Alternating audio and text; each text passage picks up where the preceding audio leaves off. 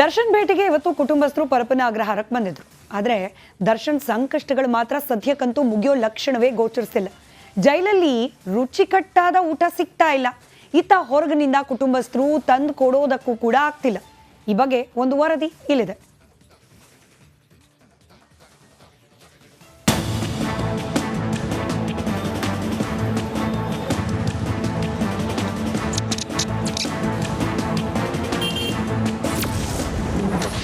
ನಟ ದರ್ಶನ್ ಭೇಟಿಯಾದ ಪತ್ನಿ, ಅಕ್ಕ, ಭಾವ,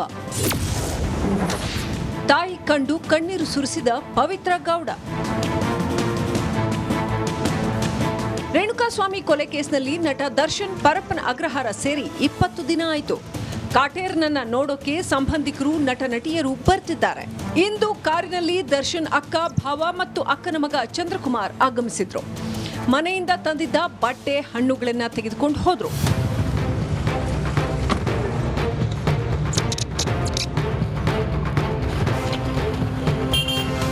ಕುಟುಂಬಸ್ಥರು ದರ್ಶನ್ಗಾಗಿ ತಂದಿದ್ದ ಸ್ನಾಕ್ಸ್ ನೀಡೋದಕ್ಕೆ ಪೊಲೀಸರು ಅನುಮತಿ ಕೊಟ್ಟಿಲ್ಲ.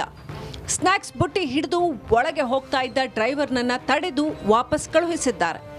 ತಿಂಡಿಗಳಿಗೆ ಜೈಲಿನೊಳಗೆ ಅನುಮತಿ ಇಲ್ಲದ ಕಾರಣ ಚೆಕ್ ಪೋಸ್ಟ್ನಲ್ಲಿ ನಿಲ್ಲಿಸಿ ಹಣ್ಣು ಮತ್ತು ಬಟ್ಟೆಗಳನ್ನು ಮಾತ್ರ ಒಳಗೆ ತೆಗೆದುಕೊಂಡು ಹೋಗೋದಕ್ಕೆ ಅವಕಾಶ ನೀಡಲಾಗಿದೆ.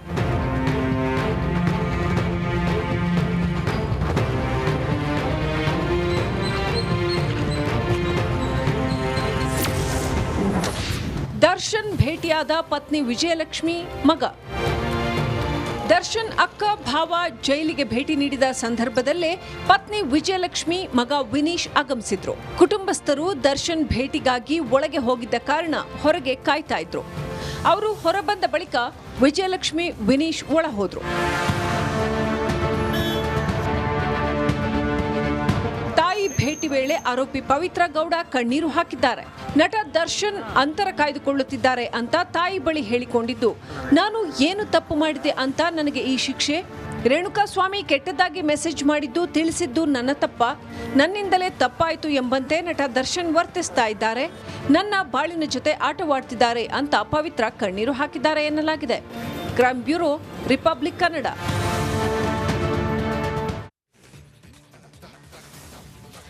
ವಾಲ್ಮೀಕಿ ನಿಗಮದಲ್ಲಿ ಅಕ್ರಮ ಹಣ ವರ್ಗಾವಣೆ ಕೇಸ್ಗೆ ಇದೀಗ ಜಾರಿ ನಿರ್ದೇಶನಾಲಯ ಇಡಿ ಎಂಟ್ರಿ ಆಗಿದೆ. ನಿನ್ನೆ ಎಸ್ಐಟಿ ಡ್ರಿಲ್ನಿಂದ ಬೆಂದು ಬಸವಳಿದಿದ್ದ ನಾಗೇಂದ್ರಗೆ ಇವತ್ತು ಇಡಿ ಅಧಿಕಾರಿಗಳು ಬೆಳ್ಳಂಬೆಳಗ್ಗೆನೆ ಶಾಕ್ ಕೊಟ್ಟಿದ್ರು. ಜೊತೆಗೆ ಶಾಸಕ ದದ್ದಲ್ಗೂ ಕೂಡ ಬೆವರಿಳಿಸಿದ್ರು.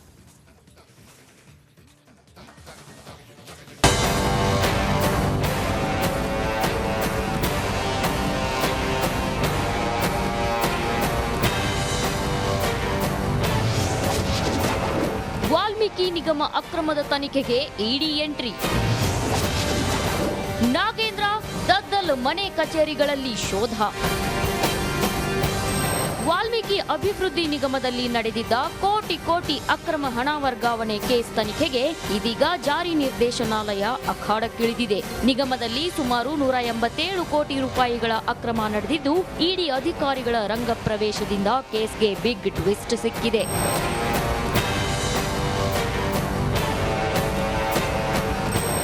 ಹಗರಣಕ್ಕೆ ಸಂಬಂಧಿಸಿದಂತೆ ಪರಶುರಾಮ್ ಮತ್ತು ಪದ್ಮನಾಭ್ ನಡುವಿನ ಸ್ಫೋಟಕ ಆಡಿಯೋ ವೈರಲ್ ಬೆನ್ನಲ್ಲೇ ಇಂದು ಮಾಜಿ ಸಚಿವ ನಾಗೇಂದ್ರ, ಶಾಸಕ ಬಸವರಾಜ್ ದದ್ದಲ್ ಮನೆ ಹಾಗೂ ಕಚೇರಿಗಳ ಮೇಲೆ ಇಡಿ ಅಧಿಕಾರಿಗಳು ಸೂರ್ಯೋದಯಕ್ಕೂ ಮುನ್ನವೇ ದಾಳಿ ಮಾಡಿದ್ರು.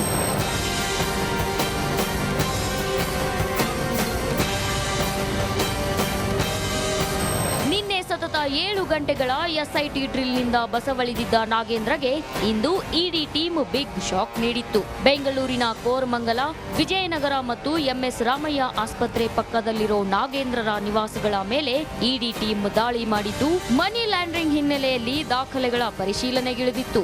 ಅತ್ತ ಶಾಸಕರ ಭವನದಲ್ಲಿರೋ ನಾಗೇಂದ್ರ, ದದ್ದಲ್ ಕಚೇರಿಗಳಲ್ಲೂ ಅಧಿಕಾರಿಗಳು ತಡಕಾಡಿದ್ರು.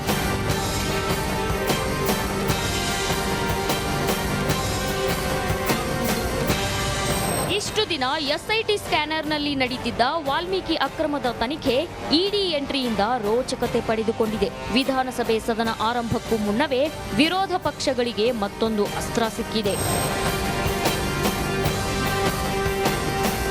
Bureau report, republic Kannada.